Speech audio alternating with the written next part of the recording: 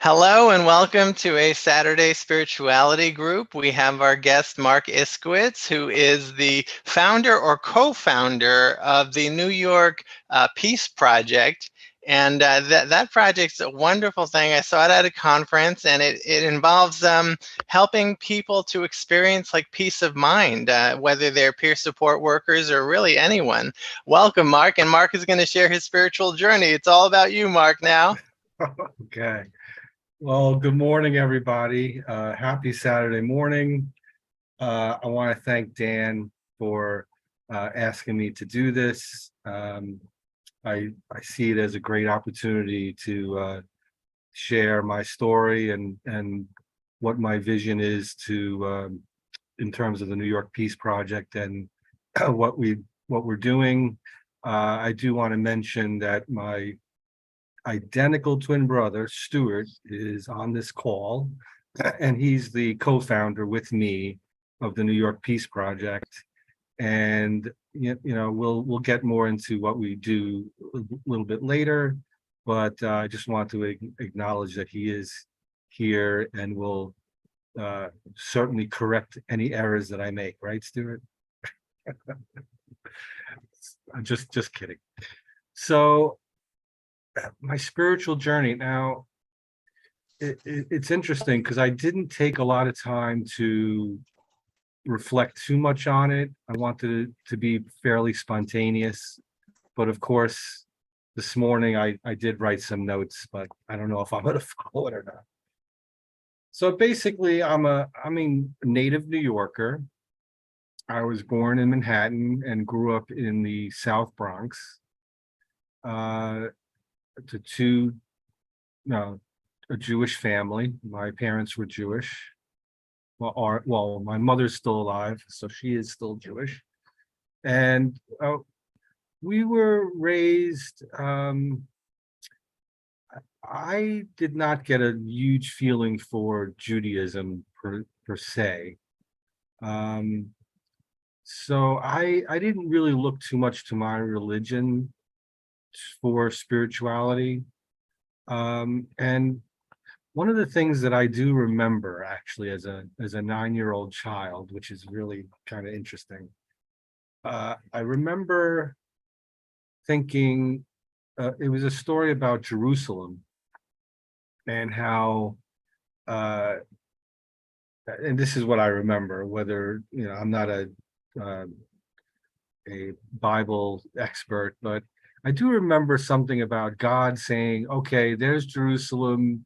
You guys, you Israelites can go in there. And because I said so, you can kill all the people in there and take over Jerusalem.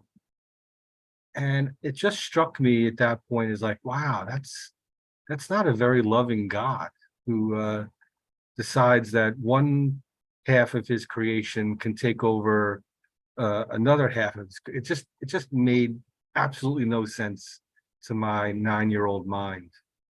And I think for a long time that's what kind of turned me off.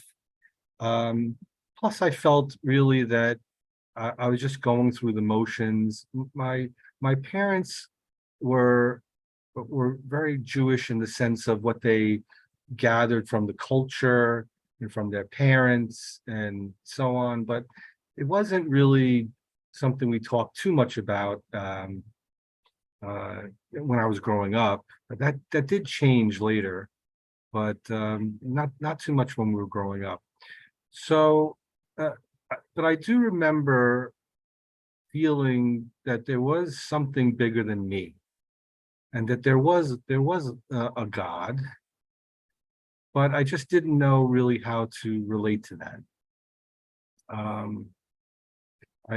I do remember my first sort of dealing with the idea of death, right? Like I do remember one day, I think I was like 12 years old or something, and I'm like laying in bed, and the thought came to me like someday I'm gonna stop breathing. And it just like totally freaked me out. So I didn't spend a lot of time dwelling on that, but I just remember the fear coming up and thinking, wow, what happens to us? Like why are we here?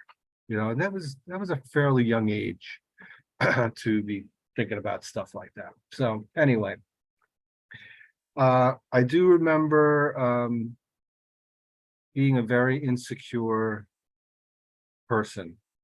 I had a lot of the privileges of, you know, parents who worked, who provided. We didn't want for anything. And I did very well in school. I was very intellectual, and still I had tons of insecurities. Um, I remember when I was like 12 years old, uh, well, the sixth grade, I remember I would get so upset about schoolwork that I would cry in the middle of class. Like I'd be worried about a deadline that was coming. And I was just, and it's like, I got good grades, but I still had this tremendous amount of anxiety about meeting the deadline. And, you know, and then I remember a year later, just like overcoming it completely by saying, screw it, I'm not going to worry about my schooling anymore. It's, and I totally changed. I didn't I didn't get that anxiety ridden anymore. Just like that. Um, I do remember being kind of an idealistic teenager. I do remember having these thoughts of compassion for people who were not maybe doing so well in life. I do remember that. I went to college and decided I was going to go into become a doctor. That's what I thought at the time. And I said, you know what? I'm not doing this. I felt it was I just didn't feel it was right for me. I was more, I think, philosophical, and I turned to psychology. And I went into graduate school. You know, I got my bachelor's degree, went into graduate school. But even psychology felt very intellectual to me. And I do remember in graduate school, this one particular incident where I was sitting in front of a client because they allowed you to do internships where they would bring, you know, we were students and people would come in because it was free for them, and we got to practice on people, right? This person was my, I guess, guinea pig, so to speak.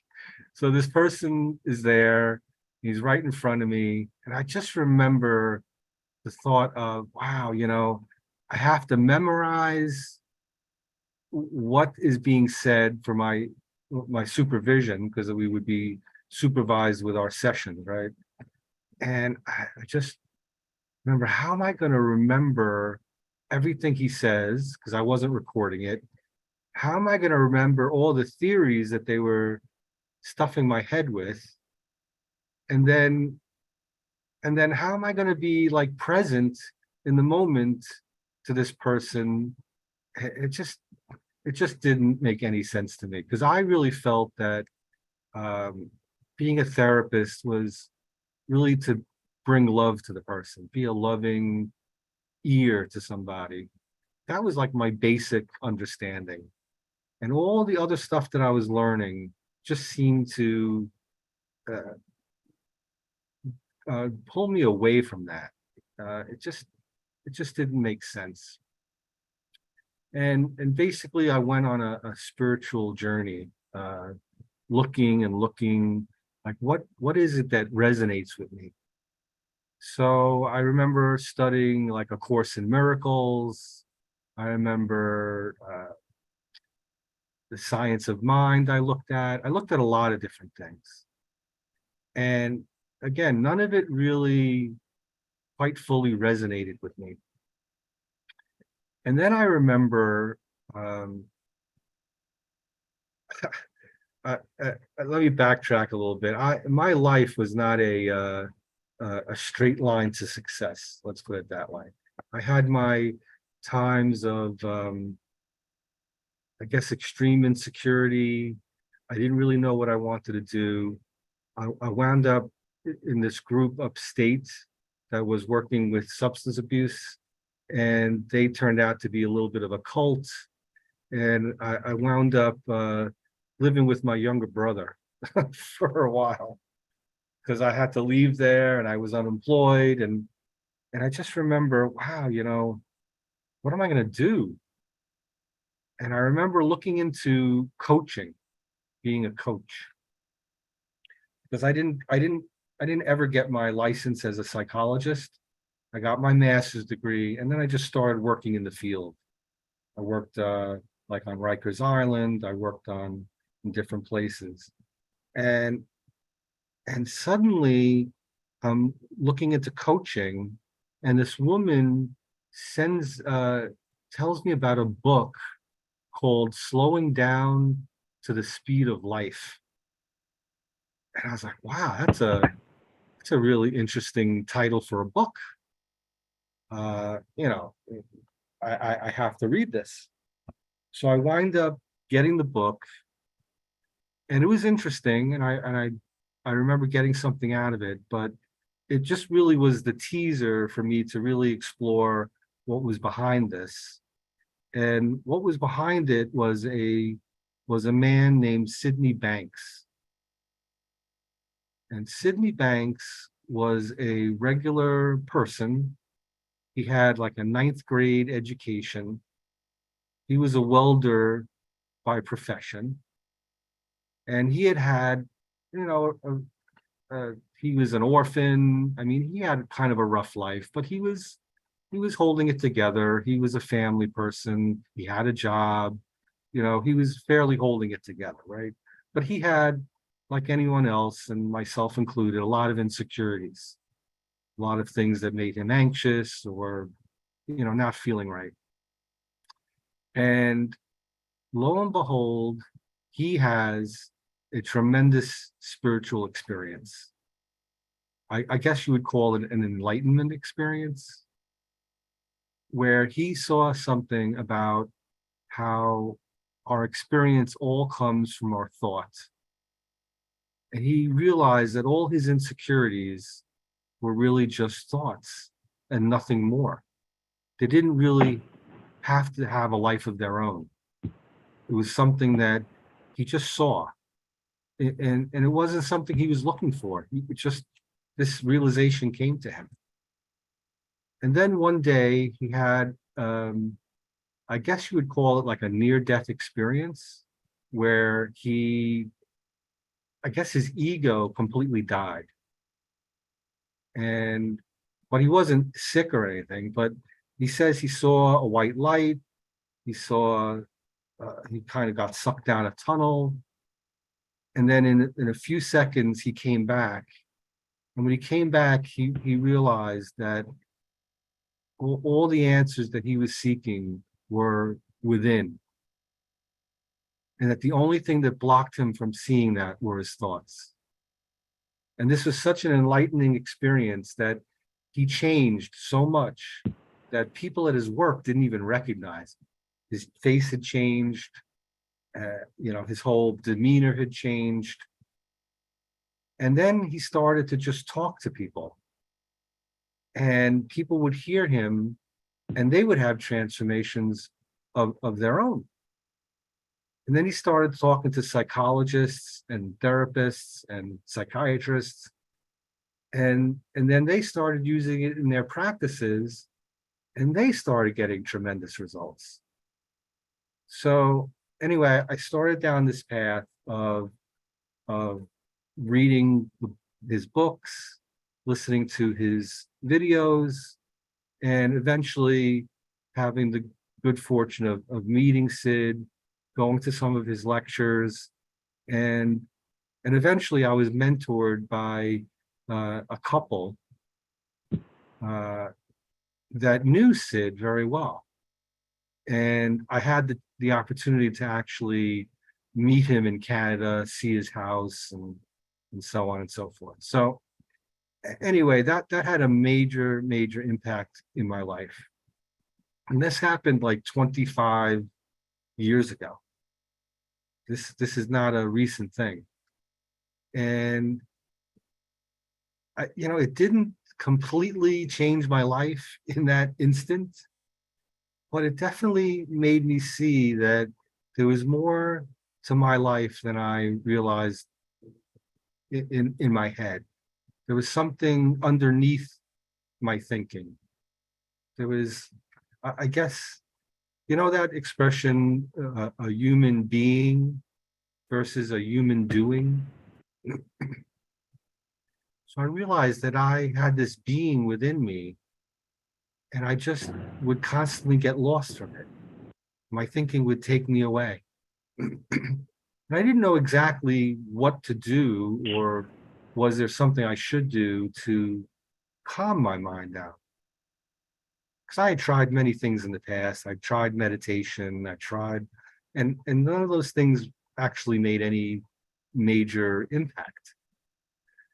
And then I realized that this was the journey, right? This was incremental insights, incremental realizations that I was going to have as long as I didn't try to have a realization. I mean, it really kind of doesn't make sense, right? Because you're like, oh, there's a lot of work I need to do. I gotta, do this or do that, but I felt that was really following somebody else's idea of how to be more in touch with my being or my spirit or my soul, whatever word you want to use. So then I realized it was really more of not paying so much attention to my thoughts and knowing that they were going to pass, knowing that my thoughts were going to pass, and realizing that was not something that I had to do. It was something that just would come to me as my mind relaxed, as the thinking kind of just naturally slows down. And just that was just a big revelation to me, that I didn't have to be a prisoner of my own thinking. But again, I had this tendency, and Stewart, I'm sure my twin brother will vouch for this. I had this tendency to drift away from my own inner wisdom and start listening to other people. Tended to be a follower. And I did this on a couple more occasions, even since I had heard about Sid Banks and what he called the three principles: mind, consciousness, and thought. And that those three principles are really what creates our moment-to-moment reality. And I got away from that understanding and would follow somebody else, like, oh, I really should do this. That's the answer. Or really, no, I should do this. That's the answer. So always looking outside for the answers. And I don't know what it was, but recently I had been following somebody else's lead. We were trying to develop housing for the homeless. And again, I wasn't doing what I really love to do, because what I really love to do is have these types of conversations. To me, it's like an art form, right? You don't know what you're going to say, but it's coming from your heart. You're trying to be as authentic as possible and help people see for themselves their spirituality, their connection to the infinite or infinite possibilities. And so recently, my twin brother, who very similar to me, was kind of doing his own thing, and but had heard me talk about this like 25 years earlier, and he's always been interested in hearing more about it, right? Always talking about it, what I'm doing with it, and then suddenly my twin brother, became free of the family businesses that he was running. He was with my younger brother running family businesses. And suddenly, I'm 60, I just turned 63. So suddenly in my 60s, myself and my twin brother are free to join forces and do something. So, and my brother had been encouraging me, like, Mark, why don't you like start your own thing? Why work for anybody else? Why, subsume yourself to somebody else? And finally, I heard it. I heard deeply what he was saying, because I overcame my fears. I was able to overcome my fear of really stepping out into the unknown, right? Into creating this thing, which we finally called the New York Peace Project, and create this thing, and like not knowing exactly what we were doing, but just do it. Just go out there and do it. And finally, we we rented a space in the South Bronx. We've set up a Zoom uh, Zoom. We can do Zoom presentations there, and we started to volunteer and have these conversations like we're having now in substance abuse program, in a shelter, men's shelter in Westchester, near where I live, a soup kitchen. Um, we did work for Baltic Street. We did some seminars there. So anyway, we started getting out there. And I have to tell you, I've never been happier in my entire life. Because it's like when you start really following this inner guide, this voice that's trying to always guide you in a loving direction. Finally, my insecurities and fears quieted down enough for me to take suggestions. And if my brother said, why don't we try? I was open. The channel of inspiration was opening up. Even though, like I said, I've been exposed to this 25 years ago, it's like all of a sudden a huge awakening happened for me. And one of the things that I I usually share is that it's like, I remember one time driving, I was driving through a toll. I was getting up to a toll to go to work.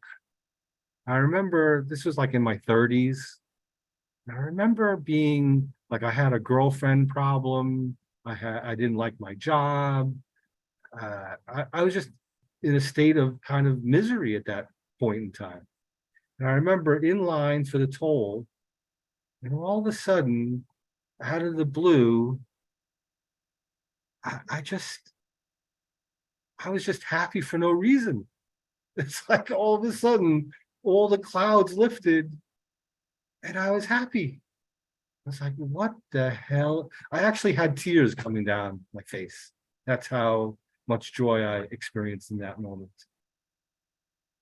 And what I'm bringing up that story is because I've noticed that now, more than any time in my life, I have those moments where I feel happy for no reason.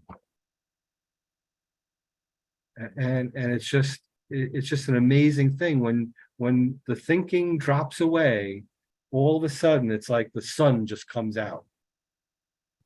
And it's like, wow, that's always ready to happen, except for whatever thoughts I'm putting energy into. And it's not like I realize I'm doing that. I mean, believe me, you can't see that you're doing that. It has to come in a realization. But when you have that realization, it's like you just relax so much into, I guess, your being, who you really are on the inside. There's this joke that I sometimes tell. So God had this amazing gift that he wanted to give human beings, an amazing gift.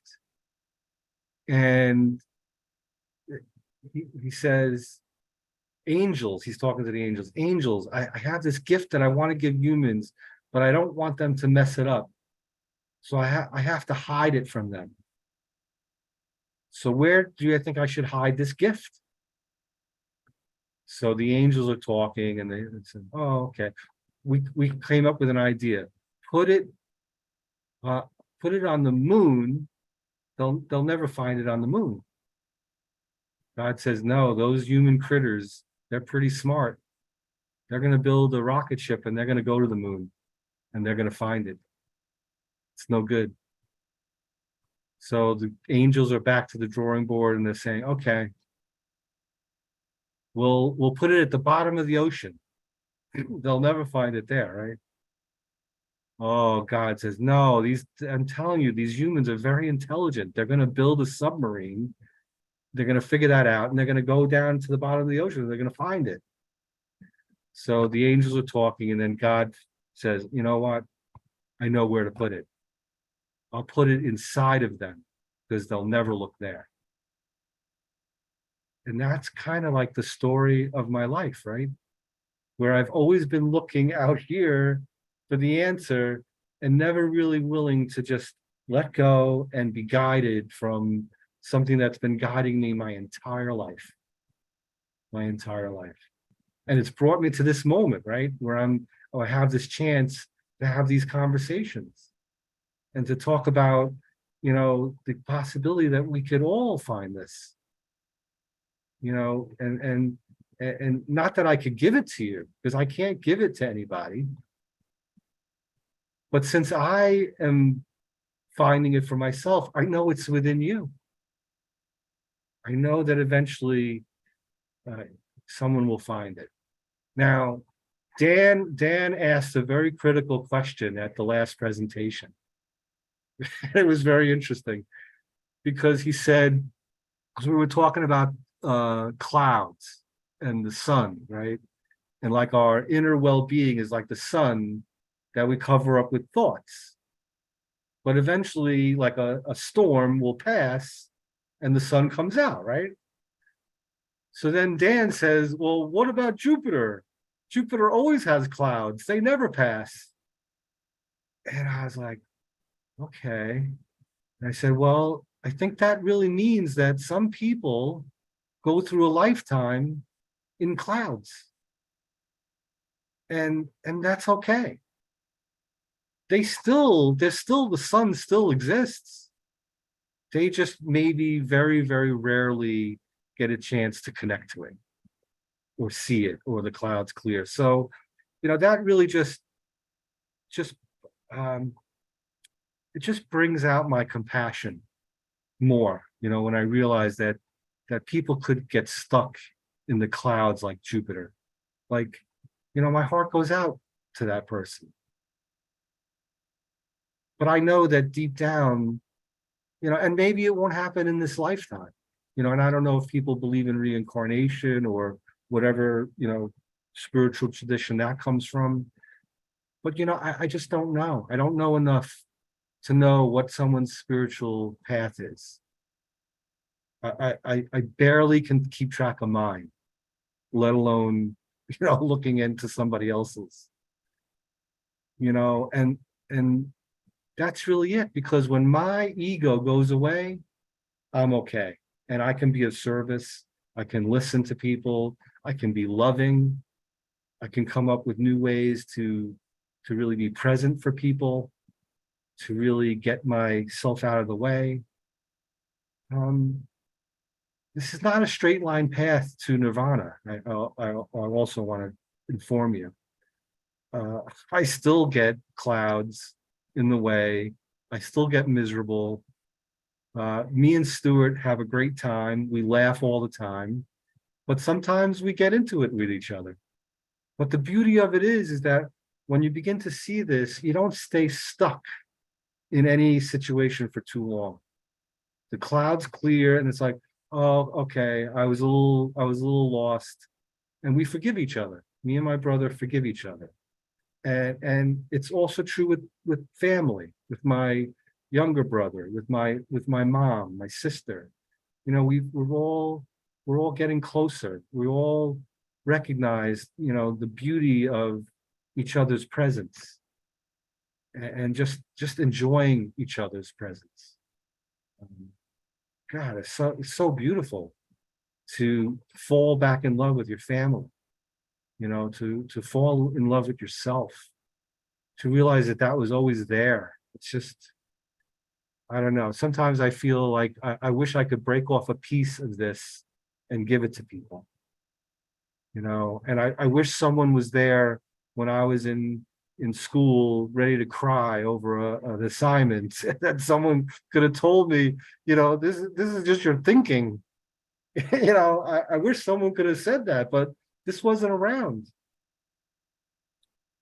And I just know that would have helped that little boy, you know, would have helped that child, you know, would help anyone to realize, wow, you know, you're you're causing your own suffering without even realizing it, because we don't see our thoughts. Our thoughts are real to us. Our thoughts create our reality. So how can you question it, right? It's difficult. So, you know, that again, that brings out my compassion for myself and for other people, that, hey, you know, we're all doing the best we can given the thinking that's running through our head at any moment. And yeah, you know, that's just really, that's really where I'm coming from at this point. And I think I went way over 30 minutes, huh, Dan? So I also would like my brother to unmute himself and maybe say a couple of things about, you know, the New York Peace Project and you know, his relationship to it.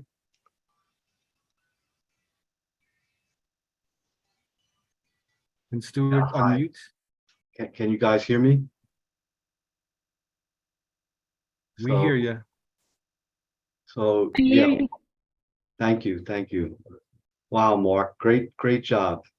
I gotta tell you, you did a great job. You know I called you earlier to see how you were doing, but you didn't need that. You didn't need the pep talk. You have it inside you already, just like you talked about. And everything that Mark said, I see and I feel the same way. And even though our journey has been different, we come to this from different directions. We are still we are we are one as far as this is concerned. And you know, anything that has happened in the past is really in the past. It's no longer part of our present.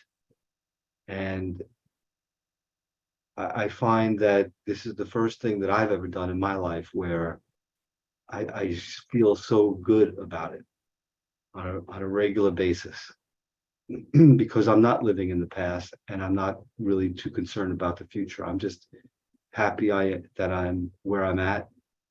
I'm extremely happy that I'm doing this with my twin brother, who I love and who I know loves me.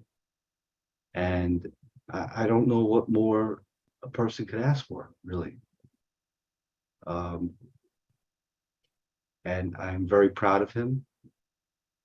And I'm happy that he was able to listen to that voice inside of him to be able to listen to me.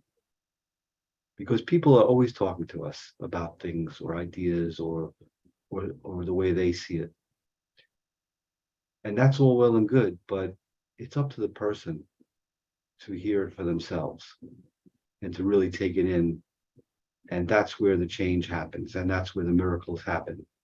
And that's something that Mark and I want to bring to everybody and anybody that will listen and that will be willing to be in front of us. And then it's up to them.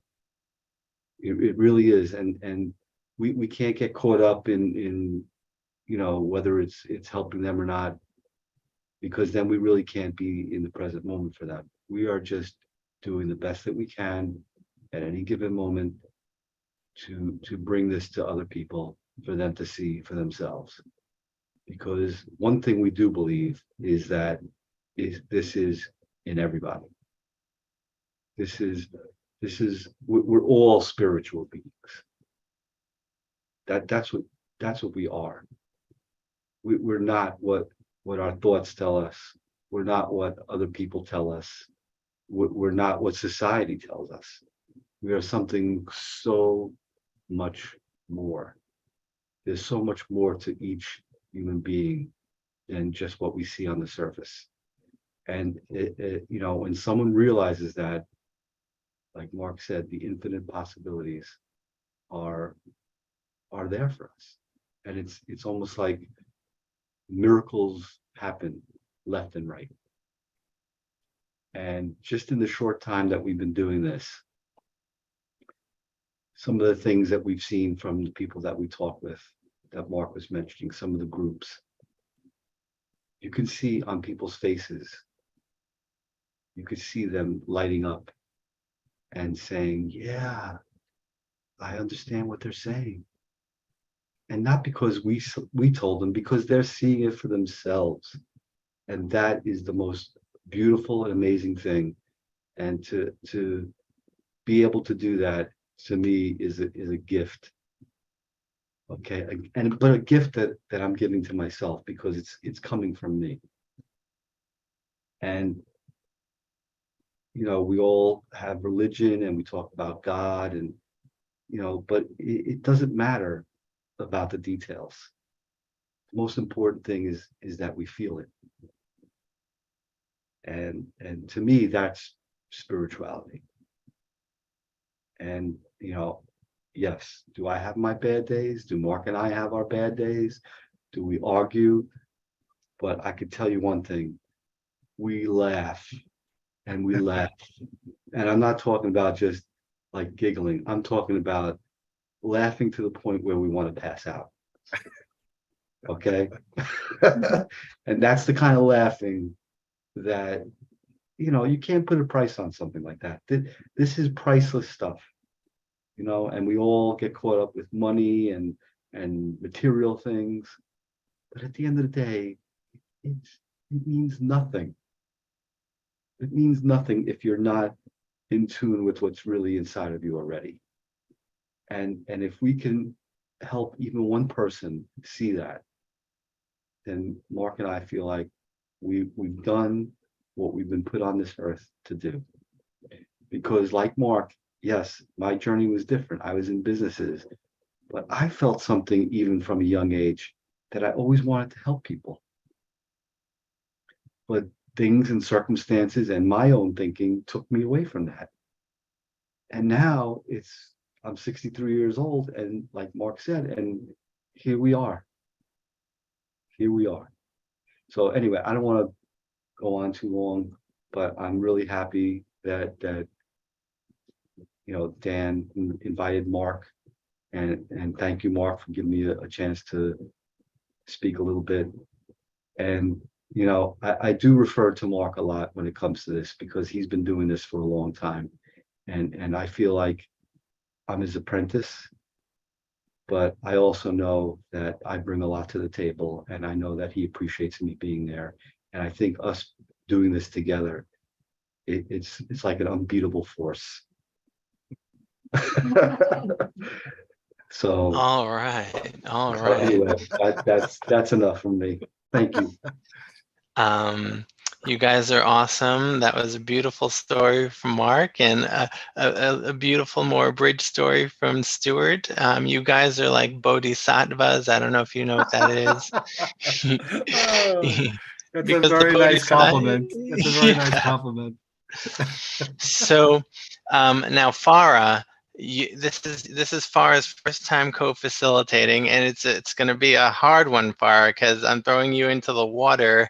We have a lot of people here, but do your best, Farah, and I'll support you. Now we're going to start a discussion, and Farah, now you can either raise your hand using the magic hand in Zoom, or you could simply unmute yourself and speak.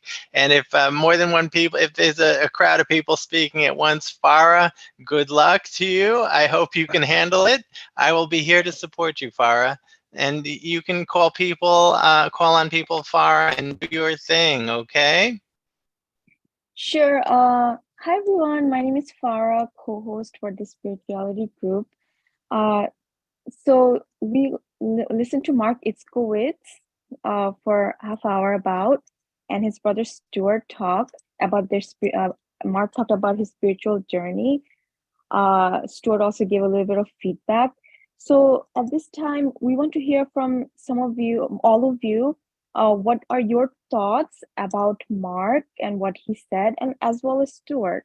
So don't hesitate to unmute yourself, come forward and give your comments, as well as any questions you have to Mark as well.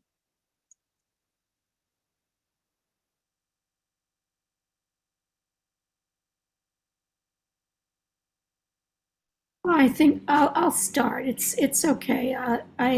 My name's Catherine Fazio, and I want to thank both of you very, very much from the bottom of my heart. And one of the things that really is touching in this spiritual journey, and it's such a value for me, and something I wish for everybody.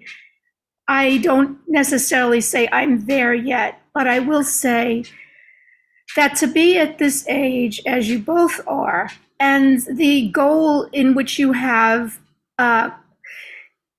come to, however you came to this decision, it's like you have all the kudos in the life which a spiritual path can bring oneself to. I mean, to be able to laugh with your brother. I mean, this is what God gives us the ability to do. I mean, wherever you come from and whatever God you believe in, or whatever, however you believe it, the source of us laughing together and getting past problems, which sometimes with my son, I will say that we don't agree. And then sometimes there'll be a joke or something. Again, I'm going to say I wish for every family to gain the smiles you both have and this path through your work, because I always say, Khalil Gibran, the famous poet and prophet, says work is love made visible into the world. So no matter what you do, you're giving your love into the world. And to see you both together, it does bring joy. So I'm happy you both shared that. Thank you.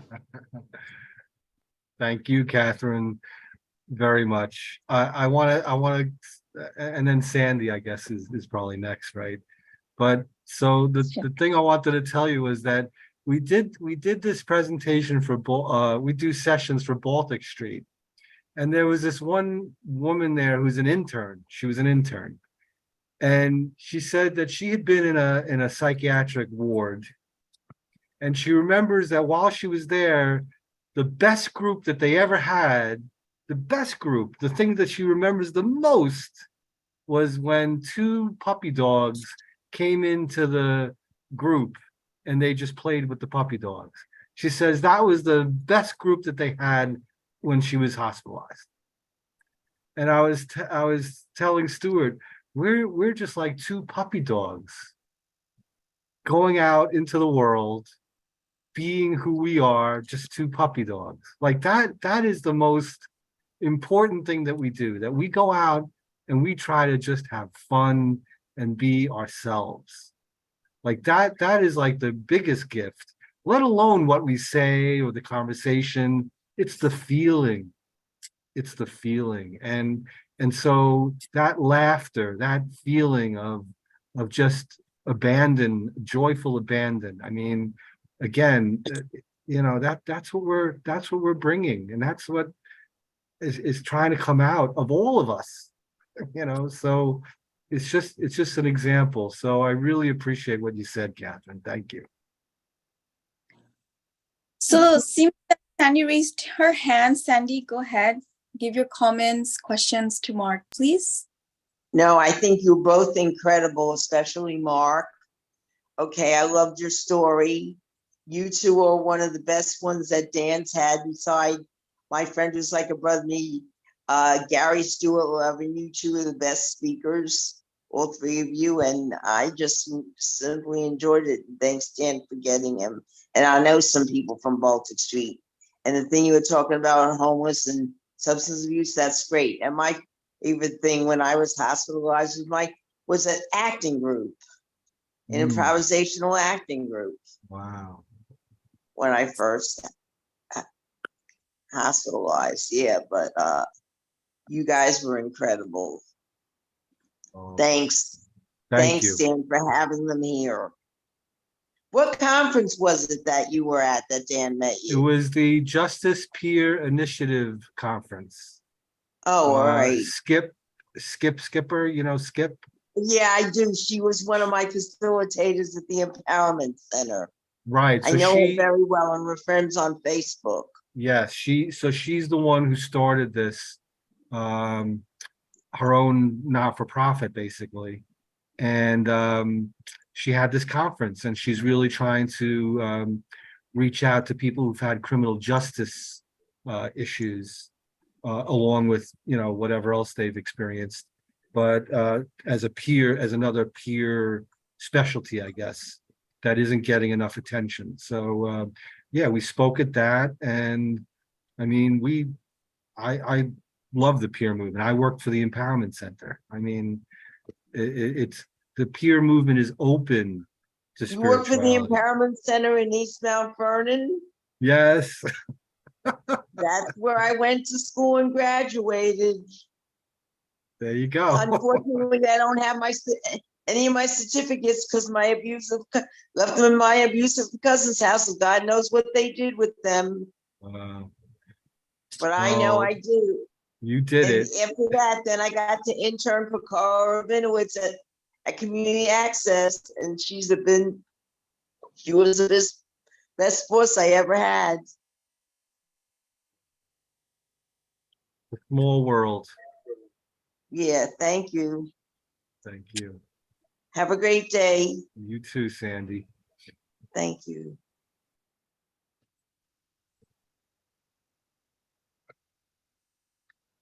So Jacqueline James.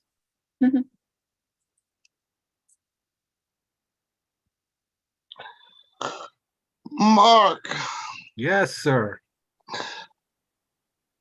I appreciate your lecture here today, and I like talking to a person that has came to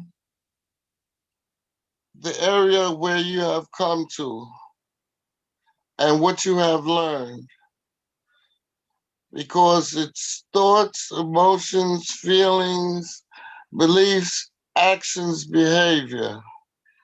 You change your thoughts, all of that could change.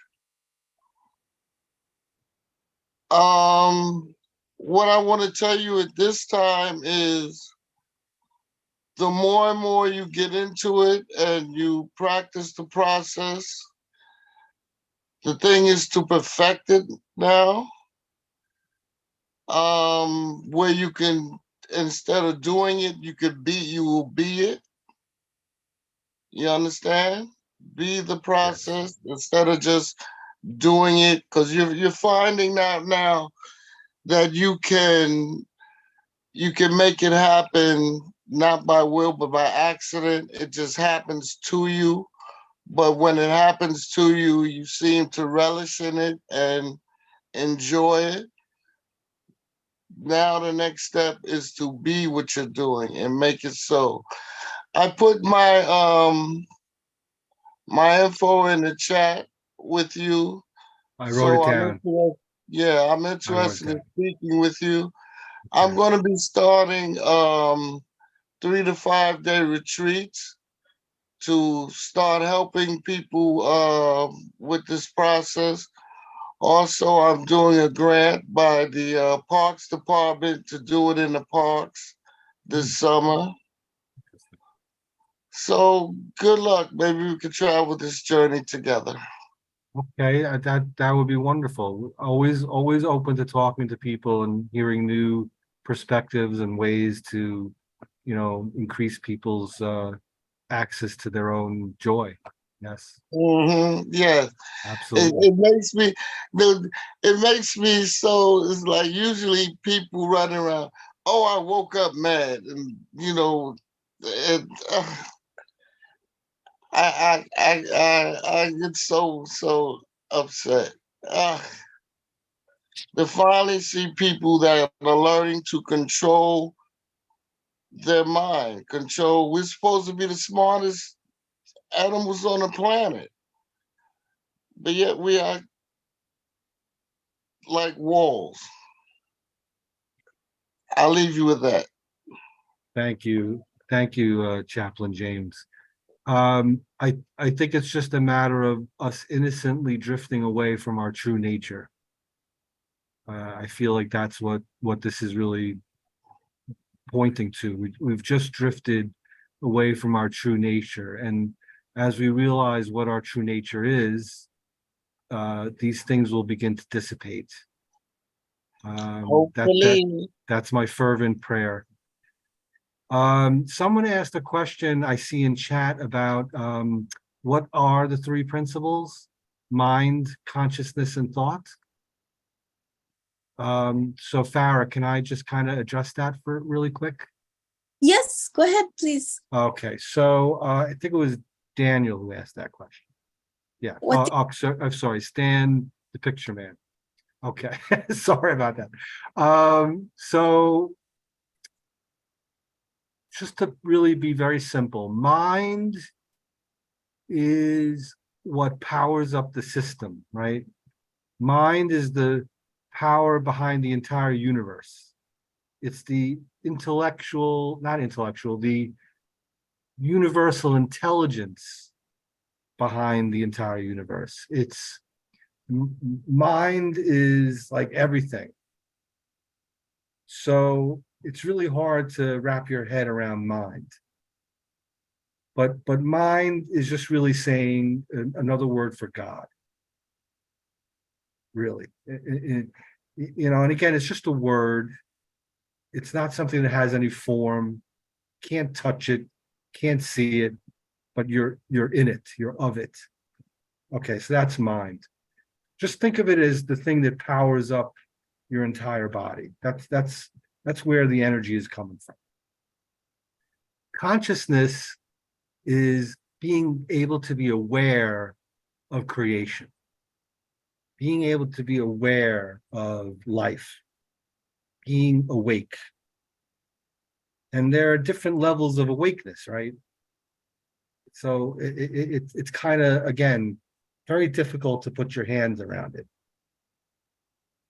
But mind comes first, right? Because without mind, you don't have consciousness. And then without mind, you don't have thought. And thought is the one thing that has a lot more traction in our day-to-day life, right? Because you kind of know that we're always thinking, but it's invisible to us.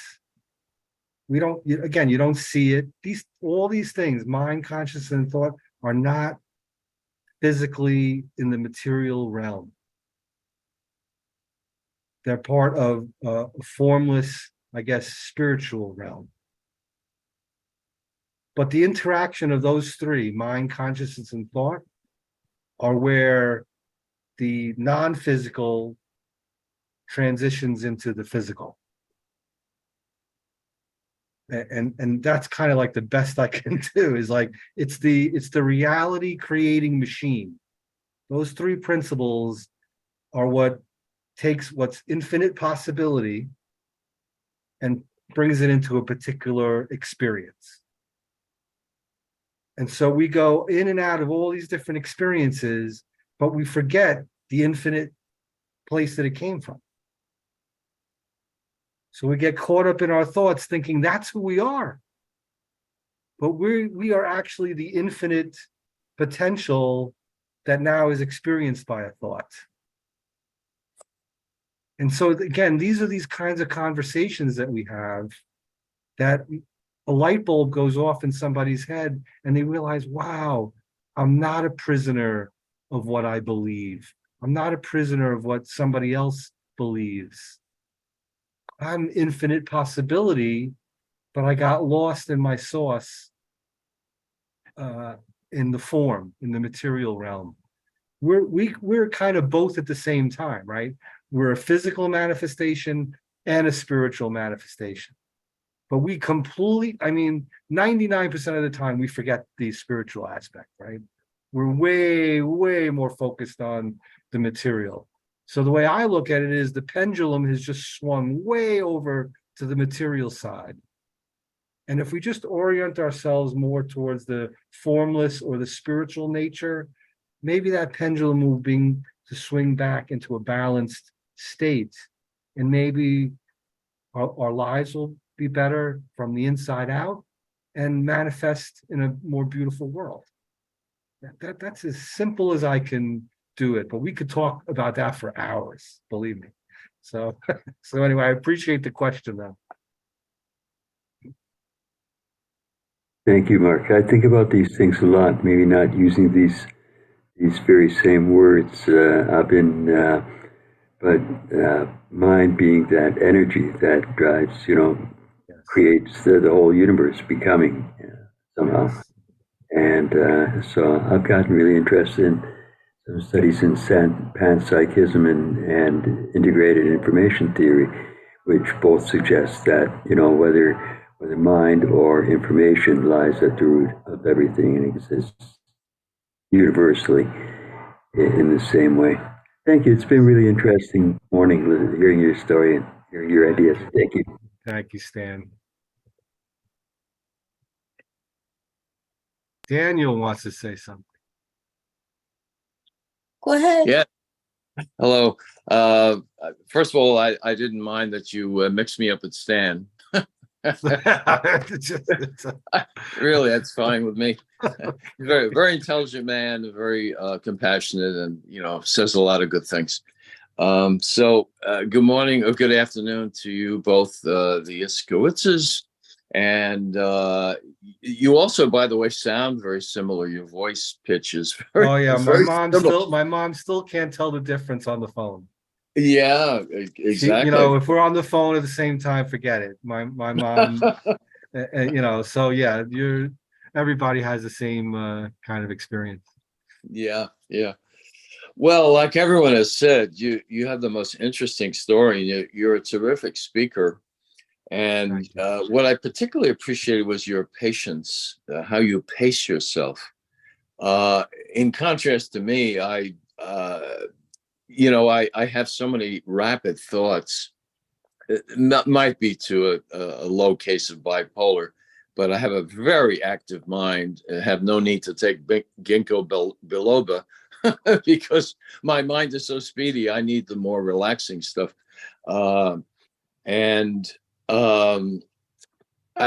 must have written down 6 or 7 points, which of course I can't go into because I could go on till the end of the group.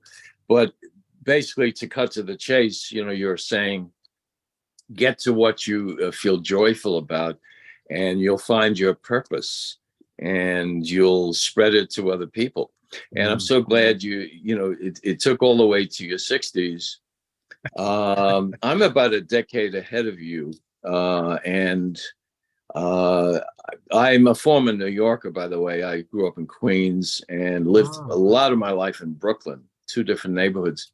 And now I'm a Midwesterner. 6 years ago, I moved to Chicago, another major city that sometimes is very difficult to navigate, as New York still can be.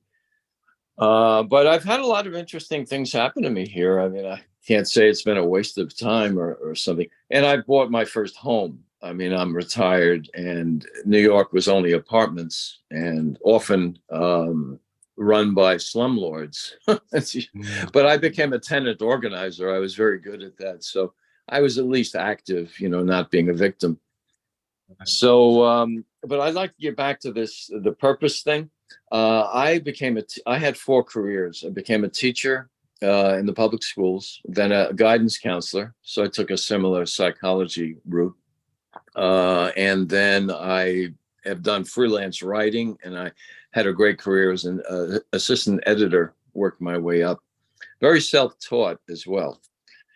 But I don't think that was my real purpose, because I came from such a terrible family. I mean, I spoke about this as a speaker last month, 2 months ago.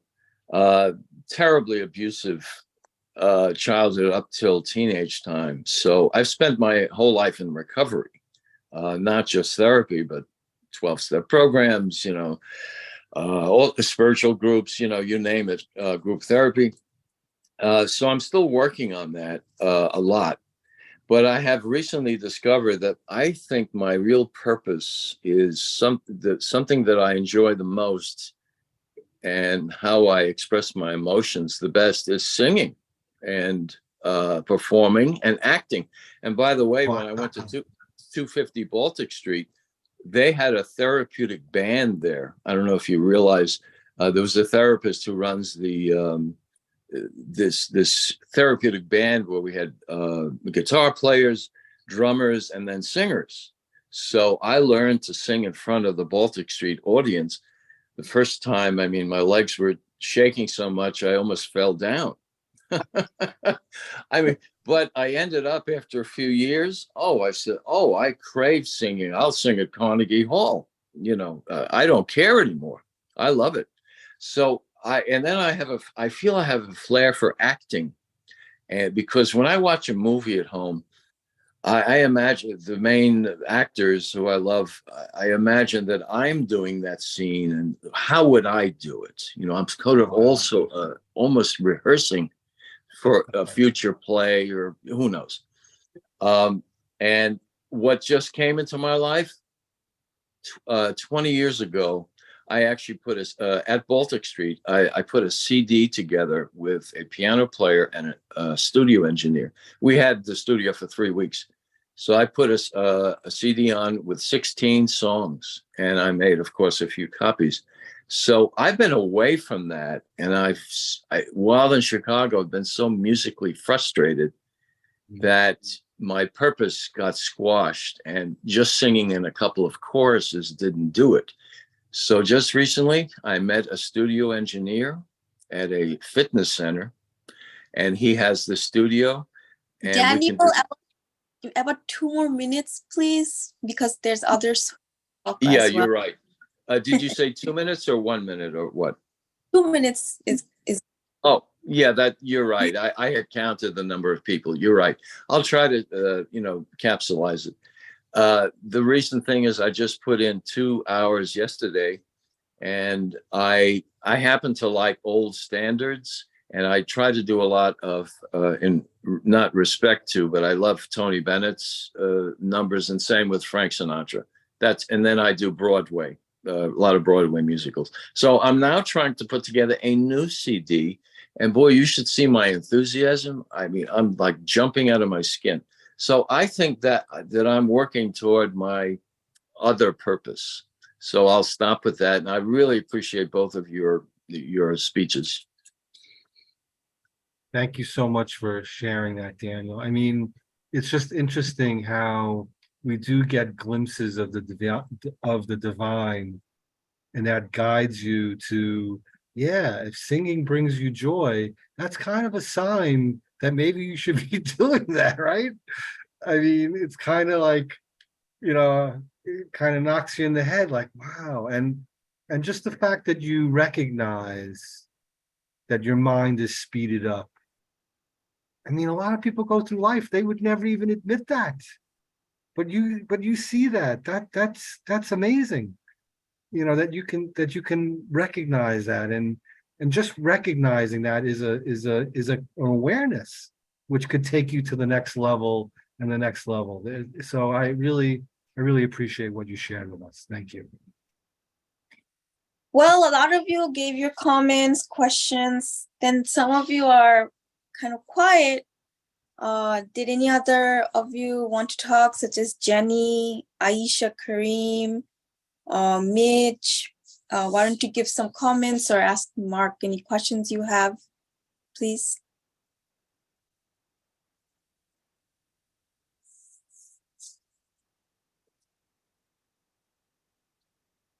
Hi. Hello, So, Marianne. hello, Mark. Well, I met Mark about a year ago, a little more than a year ago. And he has, it's okay to talk? Yeah. Yes. He has brought a lot of good things to my life. I lost my husband unexpectedly, and it was very difficult, but I never was by myself. Went from my parents' house to living with my husband, and it's the first time I'm by myself. So I got to learn how to love myself and understand what life is really all about. And it's not so easy sometimes. Sorry if I get emotional, okay? It's just, and Mark, what you said today was really very touching. And I enjoyed being part of Baltic Street, and I'm honored to be a part of both of your lives. And I've come a long way. I feel much more comfortable in my life. And I also reach out to people to try to help them the best I can. It takes a very special type of person to listen, not necessarily talk, but to listen and let them figure out their own road to whatever it may be. So, being a good friend and have a good ear is very important. So there's a whole world out there that I finally going to see. I was a caregiver for a lot of years.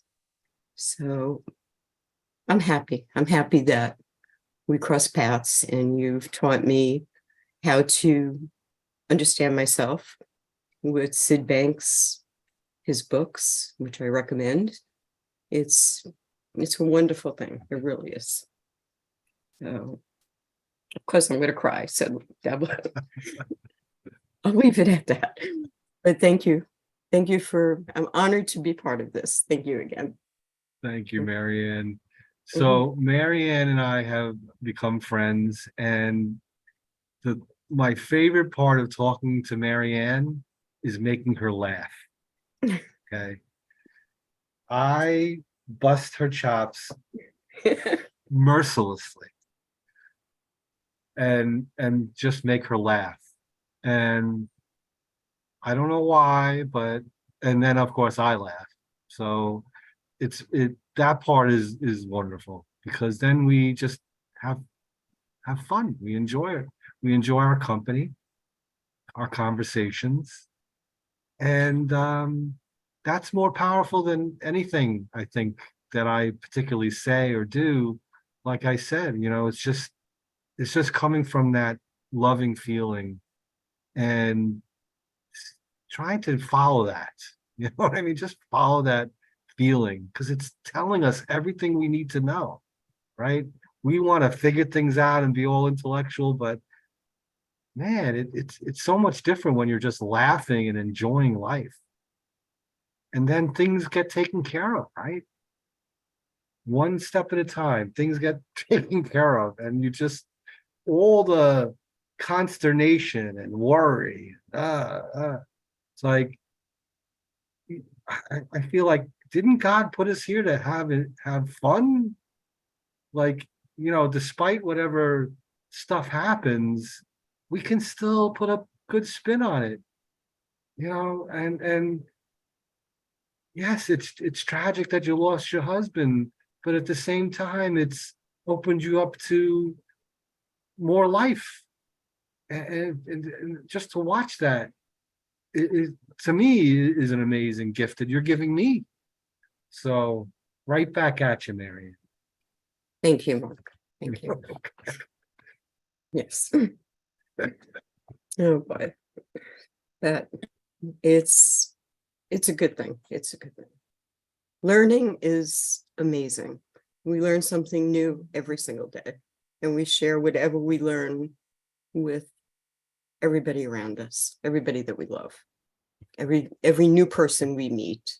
Go into the supermarket, put a smile on your face, that person will smile back at you. That's very important. You know, you don't need to be angry, just be happy, be yourself. Yes. So, okay. Thank you. Love you, Marianne. Well, we have 15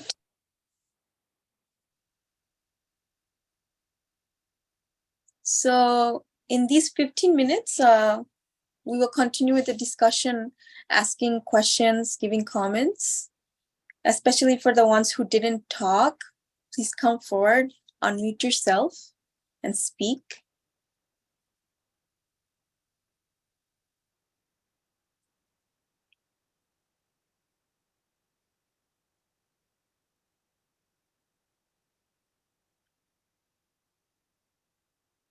Well, Jenny or James. We got Nayland.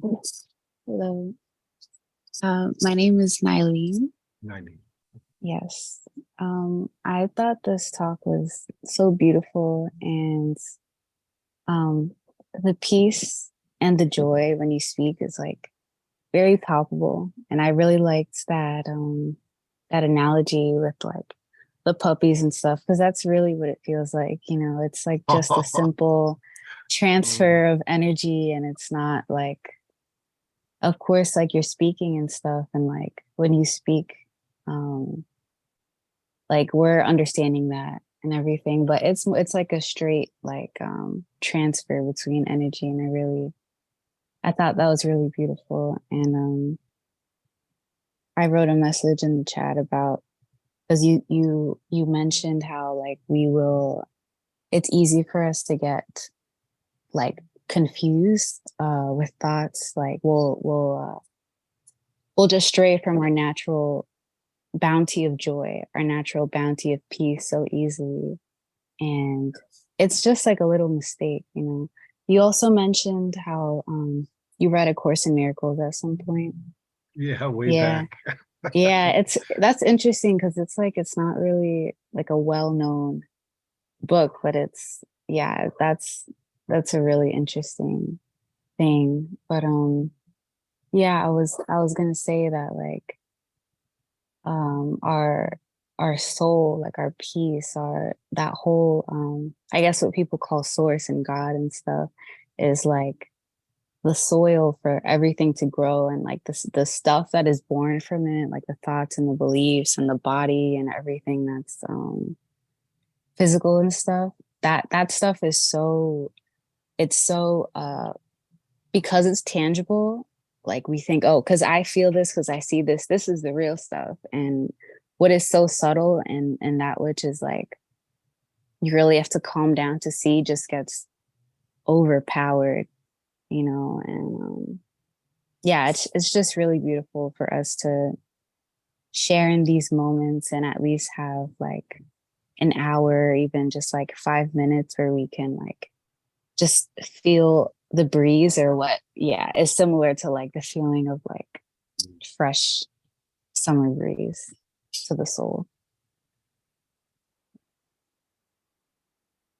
Thank you. That really touches me, that you feel what we're saying, you know, because I know that you might forget specific things that we said here today, but I hope the feeling carries through. That's really what I hope. And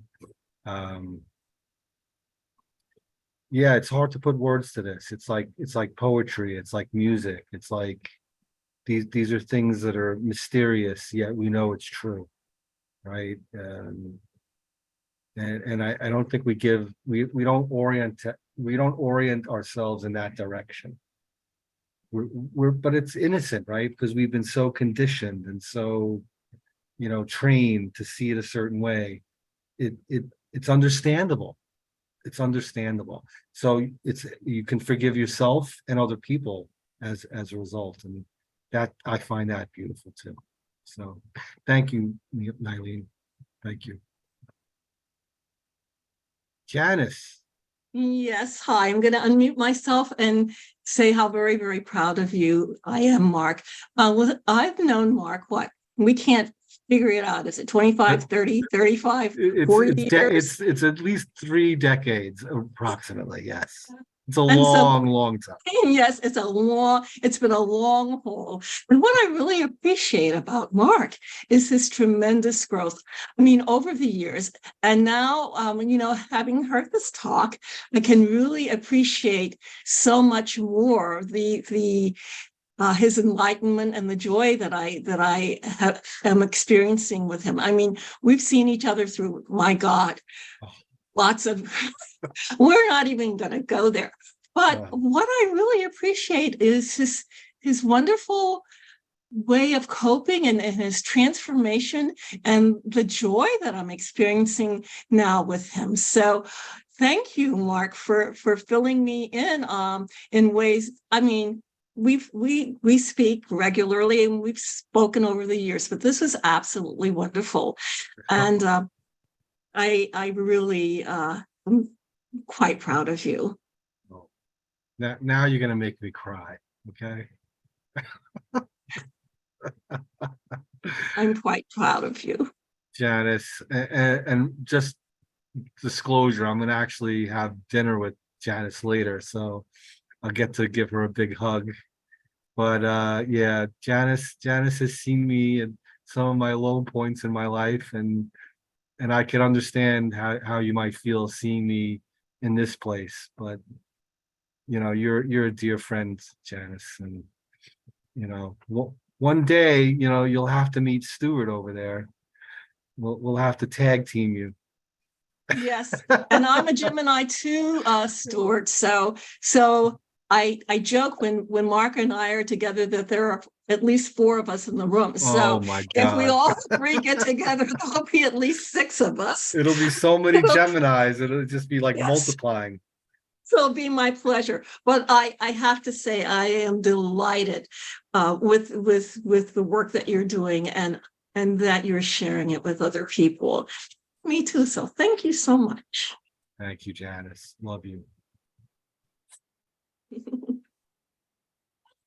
Donald, did you have any questions or comments for Mark, actually? Thank you. No, I just my only comment was it's just I got so much from the talk and the speaking, and but what struck me the most really at the heart level was the strong family relationship between the 2 brothers. And the admiration and the mutuality and respect they have for each other, because my family is super close to me. They've been a really important part of my journey, but we also collaborate as together to make social change. And it's a powerful thing. I felt it. I guess I haven't really seen it very often. Like, people often remark about my relationship with my sisters, but I think the first time I've seen 2 other siblings that are out there doing something together, and the way you spoke about your brother was, so it just really made my day.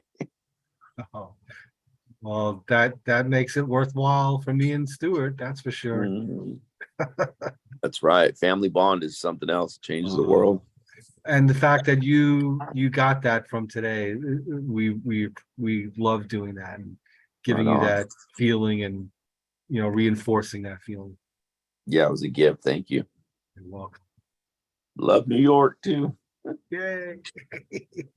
Yeah, I want to say, this is Catherine, that you guys are lucky in the sense of the family, one person smiling and then the other person smiling back, one person laughing, the other person laughing with you.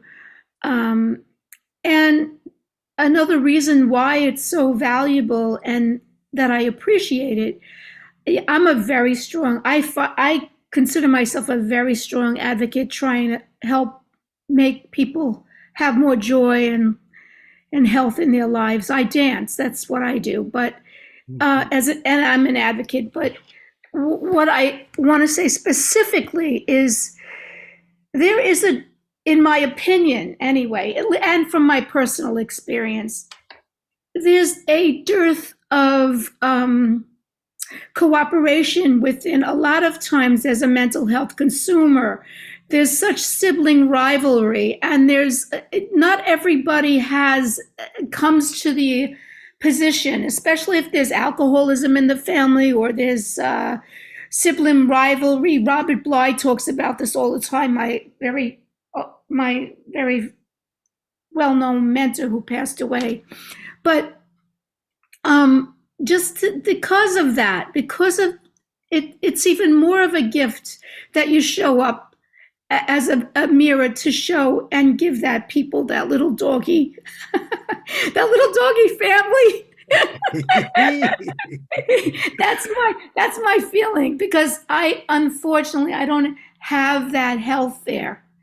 And thank you. Well, welcome.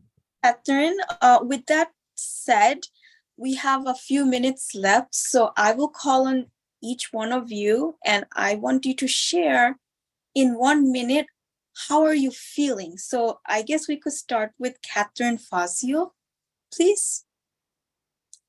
I'm feeling wonderful to have been here today to witness you laughing together. Gives me hope. I keep striving. Thank you. Thank you, Catherine. How about next, hear from Daniel in about a minute. How are you feeling after hearing all this and the discussion, please? To keep on a positive thinking path. So encouraged to do that. So thank you for everything here. It's a great group here. Thank you, Daniel. Stewart has his hand up, so let's see what Stewart has to say. Yeah, I just wanted to make one quick comment. You know, when we were growing up, our parents kind of stressed that we should be, you know, individuals. They didn't dress us the same, and you know, it was kind of stuck in both of our minds that, you know, we couldn't possibly, you know, like have a professional life together or do something so, you know, monumentous together. You know, that was not even a thought, you know, and somehow or other it came to both of us that no, that's just someone else's thinking. That's just someone else putting it on us. We could do whatever we want. And as a matter of fact, it's a superpower to be able to do this together. It's just the opposite, actually. So anyway, I just wanted to make that comment.